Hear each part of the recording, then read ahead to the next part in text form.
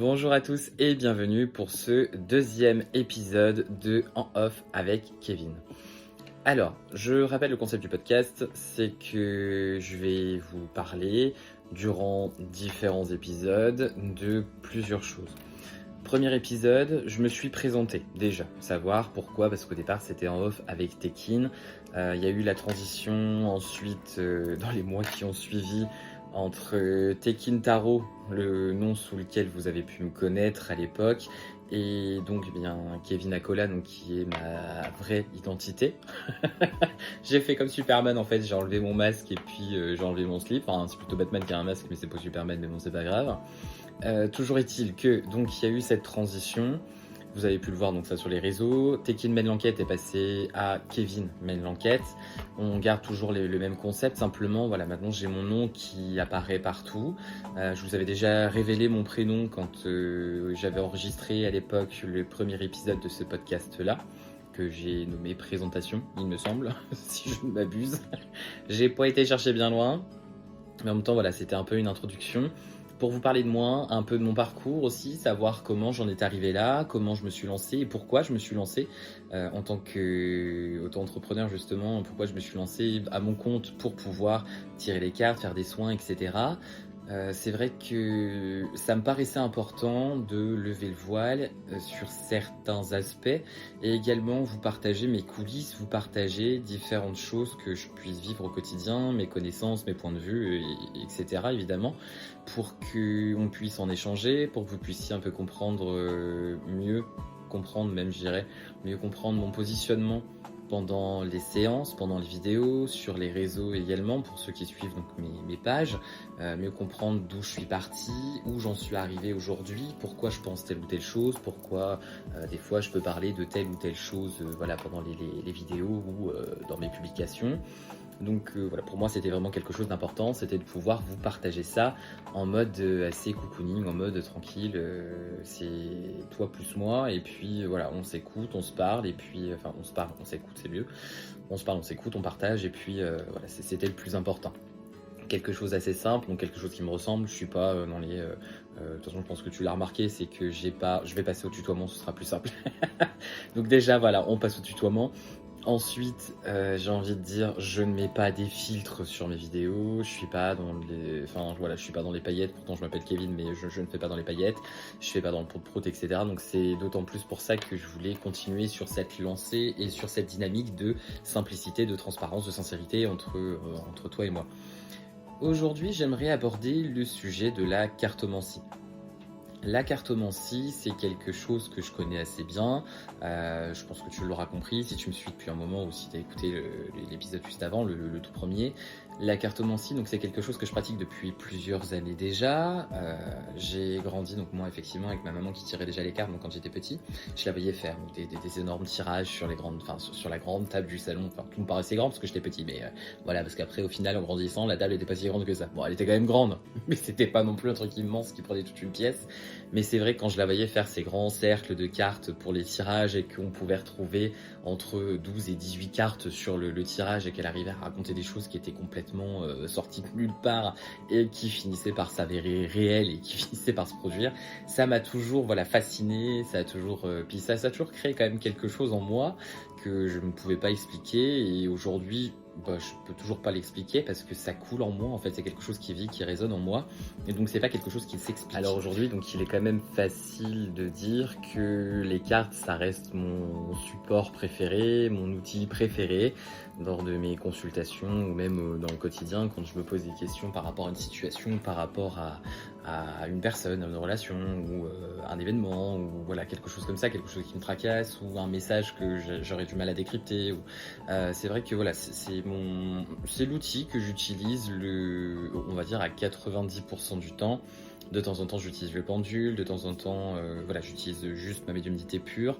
Mais c'est vrai que quand j'utilise un outil, enfin parce que oui, la médiumnité, moi je la considère pas comme un outil, c'est plus comme une capacité qu'autre chose. Mais c'est vrai que là, le tarot, notamment le tarot et non pas les oracles, même si plus ça va et plus je me rends compte qu'au final je me laisse porter par la vague de l'oracle. On en parlera plus tard, mais enfin plus tard dans cette vidéo-là. Justement, parce que ça fait partie de la cartomancie.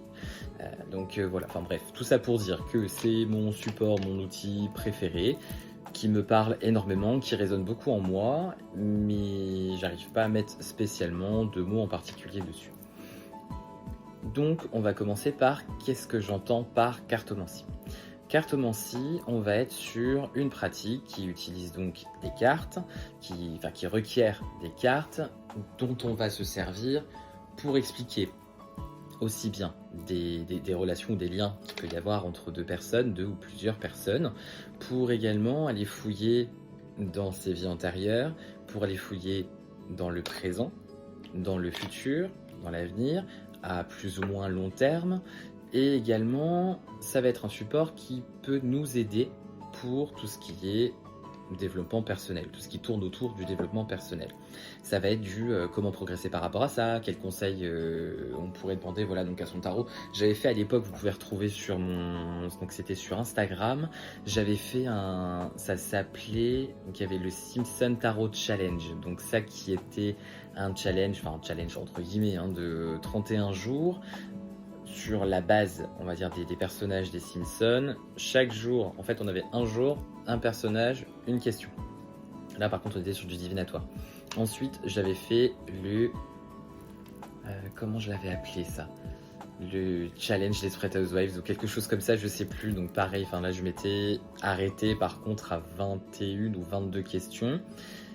Et puis là, on était plutôt par contre sur du développement personnel, vraiment. On n'était pas trop sur du divinatoire ou de la voyance, on était sur du développement personnel. Donc qu'est-ce que telle ou telle chose va pouvoir m'apporter? Comment puis-je mieux gérer mes émotions? Comment puis-je mieux anticiper certaines situations? Comment... voilà, on va plutôt tourner autour de ces questions-là. Donc vraiment soi et sur l'optique de... Enfin bon, après je vous explique ça, mais vous savez tout ce que c'est que du développement personnel, donc je m'épuise à rien. Toujours, voilà, je ne sais pas être bref et concis, ceux qui me connaissent dans la vraie vie, de se dire, oui, là on le reconnaît bien, on y va par 12 millions de chemins, et puis on avance, mais on finit toujours par arriver, à l'objectif pas atteint, mais l'objectif déterminé au départ, mais c'est sûr qu'on prend de sacrés chemins de traverse, ça c'est sûr. Maintenant, bref, toujours est-il que la cartomancie, on a dit les relations, donc le transgénérationnel aussi, le passé, le présent, le futur, et le développement personnel. D'accord? Ce sont les grandes thématiques. Maintenant, on en fait ce qu'on en veut. Des cartes, on peut les tirer par 2, par 3, par 12, par 15, par 36, voilà, moi par exemple, là j'ai revu donc c'était mon tirage de Dès qu'il mène l'enquête à la base, que j'ai réétudié, et on doit être, je crois, 17 ou 18 cartes maintenant pour faire les enquêtes. Donc c'est les enquêtes que vous allez avoir prochainement. Je vais utiliser cette méthode de tirage-là que j'ai mise en place moi-même à l'aide de un oracle, un tarot, un oracle, mon tarot, dès qu'il mène l'enquête, parce que c'est pas un tarot, c'est pas un oracle non plus. Mais voilà, c'est le jeu que j'ai créé dans le cadre des enquêtes justement sur les faits divers. Et puis également un troisième jeu qui est une sibylle, donc la sibylle des salons. Ça c'était le jeu de maman. Voilà, on retourne à ses premières amours. Toujours est-il que... on se retrouve avec différents jeux de cartes. Alors, on va avoir dans les plus grands et dans les plus connus, on va avoir donc effectivement le tarot qui est divisé en deux familles. On va avoir le tarot de Marseille, qui est extrêmement connu, et le tarot de Marseille, mais version Rider-Waite. Donc là, ça va être le tarot qui est beaucoup plus imagé, par exemple comme je l'ai ici et comme vous le retrouvez souvent en fait dans mes vidéos. Ça va être, donc on a les arcanes majeures, ça après je ferai peut-être une vidéo je ferai peut-être un podcast sur directement le tarot, etc. Donc on a par exemple, on a les arcanes majeures, les arcanes mineures. Les arcanes majeures sont les grandes familles, on en a 22 en comptant le fou. Donc on en a 22 et au-delà de ça on va avoir 4 familles, 4 suites qu'on appelle donc les coupes, les deniers, les bâtons et les épées. Ces suites-là, on va retrouver dans le tarot de Marseille de base, on va retrouver l'as d'épée, on va avoir une épée, le 2 d'épée, 2 épées, le 3 d'épée, 3 épées, etc., etc. Dans le Rider-Waite, on va avoir, donc là par exemple, le 6 de bâton, ça va nous représenter une mise en situation. En fait, il va y avoir des illustrations qui vont mettre en avant des situations. Vous voyez par exemple le 5 d'épée, voilà le 5 d'épée, on va avoir des illustrations comme ça, pas juste 5 épées qui vont se croiser avec les symboles du tarot de Marseille. On va avoir plus des mises en scène, des mises en situation, je sais pas trop comment le dire autrement, je pense que tu auras compris. Mais voilà, donc ça c'est le style Rider-Waite. Après, on a différentes éditions.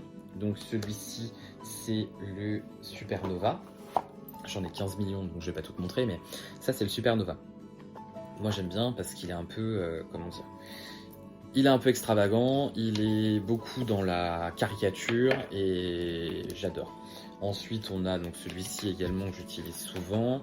On a le tarot gay, voilà, qui est un peu plus apaisant, enfin en termes d'illustration, qui est un peu plus, hop, tu vois, un peu plus sobre, un peu plus fin, un peu plus, voilà. Donc on va avoir d'autres mises en situation, et en fait à chaque fois, ah oui non si, bah, il y a celui que j'utilise tout le temps qui est là. Celui que j'utilise tout le temps, le tarot des fantômes, que j'utilise aussi bien. J'avais emmené avec moi d'ailleurs à l'abbaye, j'ai tiré les cartes à l'abbaye Saint-Germain, j'avais toute la soirée, j'ai tiré les cartes avec celui-là. J'en avais ramené d'autres au cas où, mais j'ai tiré les cartes qu'avec celui-là. C'est vraiment, celui-là ça a été un coup de cœur de dingue. C'est voilà, enfin bref, à chaque fois on me dit ouais il est un peu glauque, il est un peu lugubre, après en même temps il s'appelle le tarot des fantômes, donc forcément c'est pas ouf non plus. Mais je le trouve hyper parlant, hyper... enfin voilà, et je le trouve magnifique aussi, au-delà de ça. Après c'est des ambiances un peu dark, comme moi j'aime bien. Il en faut pour tout le monde, j'ai envie de dire. Même la justice, elle est belle. Viens de voir. Elle est magnifique. Bref, tout ça pour dire que, suivant ton propre univers, suivant ce qui te plaît, suivant ce qui t'attire, en termes de couleurs, d'illustration, etc., tu vas pouvoir retrouver, grâce au Rider-Waite, oui c'est ça, tu vas pouvoir retrouver ce qui toi te correspond au fond, pour pouvoir tirer les cartes de manière la plus, comment dire, la plus agréable et la plus fluide possible, parce que l'univers en fait va t'emporter dans tes tirages de cartes, ce qui va faire que tu vas pouvoir te laisser complètement aller, lâcher prise, décrocher de ton mental et puis te laisser voyager au fil des messages que tu vas recevoir, au fil des flashs aussi que tu vas recevoir, mais également les cartes. Donc la cartomancie, ça existe depuis, mais alors des années et des années et des années. Je saurais même pas dire depuis quand. Je sais qu'il y en avait à l'Antiquité, il y en avait même avant l'Antiquité, et puis après on se retrouve même. J'avais entendu dire que apparemment la première personne qui aurait utilisé le tarot, c'était même Cléopâtre. À prouver, hein. J'ai envie de dire, j'étais pas là, donc je peux pas, j'en sais rien. Tout ce que je sais, c'est que ça existe depuis des milliers d'années. Voilà, c'est tout ce que je peux dire. Donc aujourd'hui, le tarot a beaucoup évolué, enfin la cartomancie en elle-même a beaucoup évolué. On se retrouve également avec des oracles. Les oracles qui sont là par contre des jeux qui répondent à une certaine thématique. Donc on va avoir l'oracle des fées, l'oracle des guides, l'oracle G, l'oracle de la triade, l'oracle. Donc là, on va rentrer vraiment plutôt dans un univers. On prend un jeu pour son univers et puis pour ce que ça dégage et ce qu'on veut en faire, ce qu'on veut travailler avec. Si on veut plutôt du divinatoire, donc là on va prendre un oracle divinatoire. Si on veut plutôt du développement personnel, on va prendre un oracle qui sera plutôt lié au développement personnel. Moi, dans les exemples que je pourrais vous donner de types de cartes que vous avez vus, il y a l'oracle de Ganesh. Par exemple, l'oracle de Ganesh, c'est celui qui est tout plein de couleurs avec le petit éléphant, en fait, donc Ganesha, qui donc est un dieu, une divinité de la mythologie hindoue. On se retrouve donc là effectivement sur un oracle de développement personnel. Je l'utilise beaucoup moi, quand je me pose des questions, effectivement au niveau des énergies, au niveau des choses comme ça qu'il pourrait y avoir autour, des blocages ou du transgénérationnel aussi. Des fois il peut m'aider celui-ci. Et je m'en sers également beaucoup pour les soins. Quand je fais des soins, j'utilise beaucoup cet oracle-là. Où en venir? Où voulais-je en venir? Donc la cartomancie, voilà. Donc la cartomancie, c'est tout ça. Aujourd'hui, ça peut être... Alors moi, tout à l'heure, je disais que c'est un support parce qu'en tant que médium, si tu veux, moi, j'ai des... Donc je fais le lien entre le visible et l'invisible, et ce qui fait que je n'ai besoin de rien, clairement, pour lire en toi, pour lire ton âme, pour te passer des messages, etc. Maintenant, pourquoi je continue d'utiliser le tarot? Alors, première raison, parce que j'ai envie, parce que j'adore ça et que je trouve ça génial. Deuxième chose, pourquoi j'utilise les cartes? Parce qu'il y a des fois, où certaines images ou certains messages sont assez flous et ça me permet de mettre vraiment le doigt, si tu veux, sur le détail le plus important à ce moment-là dans le message et dans ce qui est à transmettre, à passer à la personne qui vient consulter. Ça va me permettre également d'aiguiller aussi le type de message, parce qu'on peut avoir un message, mais tu vas dire, bah oui, mais dans quel contexte, dans quel domaine, ou dans quel... voilà, tu vois, et ce qui fait que les cartes vont m'aider à préciser. La plupart du temps, je les utilise pas, c'est plus pour moi le kiff. Je tire les cartes, etc. Après, j'ai mes messages qui me viennent à côté, et c'est ce que je passe surtout pendant les consultations, pendant les soins et autres. Mais c'est vrai que c'est quelque chose que j'adore énormément, et je ne m'en passerai pas, parce que j'ai toujours un tarot dans mon sac, même dans mon sac de boulot. J'ai un tarot, je me trimballe toujours avec mon petit tarot que j'ai acheté, enfin mon petit oracle que j'ai acheté dernièrement. C'est l'oracle d'Alanka pour les défunts. Il est toujours dans mon sac, là pour le coup, dans mon sac de thérapeute. Je l'emmène avec moi tout le temps, il est voilà, tout le temps avec moi. Et puis, enfin bref, ça permet de mettre son énergie en fait, si tu veux, dans le tarot, et toi aussi de t'inspirer de son énergie à lui. C'est voilà, enfin moi je trouve ça juste magique. Les cartes, je trouve ça magique. Je ne sais pas trop après comment te l'expliquer autrement, si tu n'as pas compris que pour moi c'était top. Donc toujours est-il que la cartomancie, c'est quelque chose dont je fais usage régulièrement, même plus que régulièrement, je dirais, enfin c'est quotidien. Et puis c'est quelque chose qui est riche, c'est quelque chose que tu découvres. Il y a tellement de façons, on peut se dire qu'une carte, on peut partir sur le fait qu'une carte ait une signification. Ça, je suis plus ou moins d'accord. Maintenant, il faut aussi laisser libre cours à son... Donc du coup, en fait, à son âme, et à ce que vraiment elle te communique au moment où tu tires telle ou telle carte. Il va y avoir, tu peux avoir une carte, te dire, bah tiens, oui, effectivement, donc tu la regardes, les symboles, il y a différentes façons de faire. Moi, je fais pas spécialement ça, mais tu as plusieurs façons de faire. Donc soit tu regardes, donc si tu prends un tarot, on va en prendre une carte au pif, on va prendre le pape, le hiérophante. Le pape, c'est quelqu'un de grand, c'est quelqu'un qui en impose, c'est quelqu'un qui a du savoir, c'est quelqu'un qui accompagne, c'est quelqu'un sur qui tu peux compter, etc., etc. Aujourd'hui, si tu regardes les symboles, le pape a deux clés de disciples. Il peut t'ouvrir des portes, il peut t'ouvrir donc les clés de la connaissance. Voilà, si tu pars sur des symboles comme ça, tu peux aller loin, d'accord? Ça, il n'y a pas de souci, on n'est pas dans le faux. Tout est juste à partir du moment où toi, tu le ressens de cette façon-là, c'est le message qu'il faut transmettre, d'accord? Il y a des moments où tu vas t'arrêter sur les symboles parce que tu vas tiquer sur le symbole, tu vas dire c'est ça. Le message, il est là, en fait. C'est pas la carte en elle-même, ça va plutôt être le symbole, la situation, une couleur qui va venir, bam, ça va... Je sais pas comment te le dire, j'ai l'image là, mais par exemple, tu vas dire, bah tiens, une personne qui va venir te voir en consultation, tu vas laisser libre cours à ton lâcher prise, tu vas écouter ton âme, tu vas écouter tes guides, tu vas écouter les défunts qu'il y a autour de toi, et il y a un moment donné, tu vas dire, il y a un truc qui bloque, mais j'arrive pas à comprendre quoi. Et tu as des images en fait de l'avant, le pendant et l'après de la situation, mais tu dis, mais qu'est-ce qui bloque, qu'est-ce qui peut... Alors là, l'image était simple, hein. Bam, tu tires la carte, tes yeux se posent sur les clés, tu vas dire, mais oui, c'est ça. La clé, il faut trouver la clé, tout est là. En fait, la situation est bonne, si tu veux, tu es sur ton chemin, c'est bien ce que tu fais, enfin, tu es dans le bon, vraiment dans le bon dynamisme, etc. Mais il te manque juste une clé pour pouvoir tout déverrouiller et continuer d'avancer. Voilà, clairement, moi, le tarot, je sais pas si ça t'a du tout avancé ce que je t'ai dit là, mais pour moi, le tarot et les oracles, ça me sert à ça.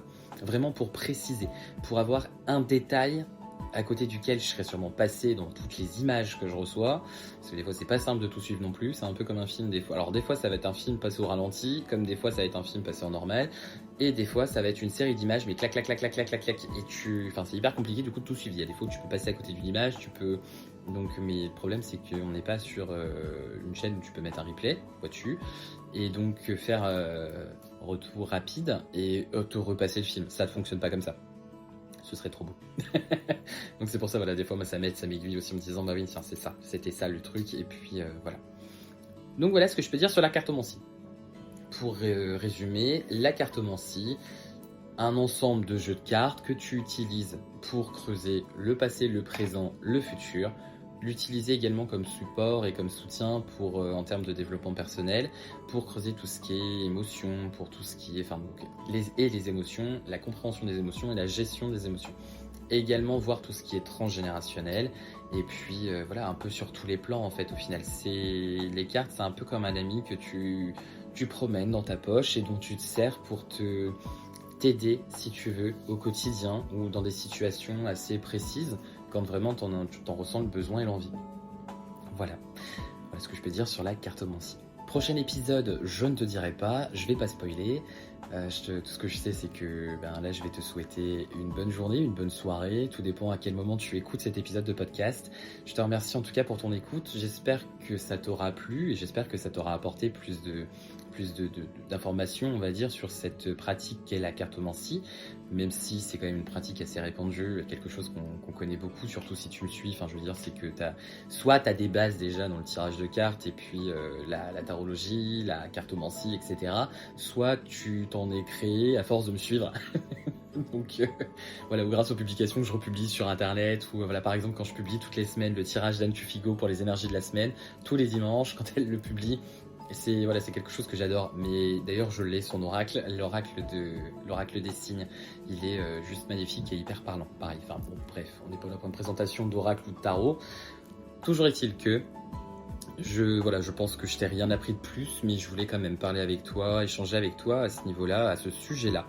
Et puis je te donne rendez-vous d'ici à peu près un mois pour donc le nouvel épisode de En Off avec Kevin pour aborder une nouvelle thématique, échanger les points de vue, les avis. Donc après, n'hésite pas à me faire un retour toi aussi de ce que tu en auras pensé et de cet épisode-là. Est-ce que tu penses de la cartomancie, etc. Tu peux aussi me poser des questions. Je pourrais te répondre, que ce soit par message privé, que ce soit donc sur les réseaux. Si on se connaît dans la vraie vie, je veux dire, que tu veux soit m'envoyer un message parce que t'es loin, soit qu'on en discute qu'on en discute de vive voix quand on est ensemble, il n'y a pas de souci, moi c'est avec grand plaisir. Donc voilà, en tout cas, en attendant, prends soin de toi. Je te dis à très vite, à très bientôt, et puis voilà, prends soin de toi, quoi, surtout, prends soin de toi, kiffe, vis, et puis voilà, ok, allez, ciao.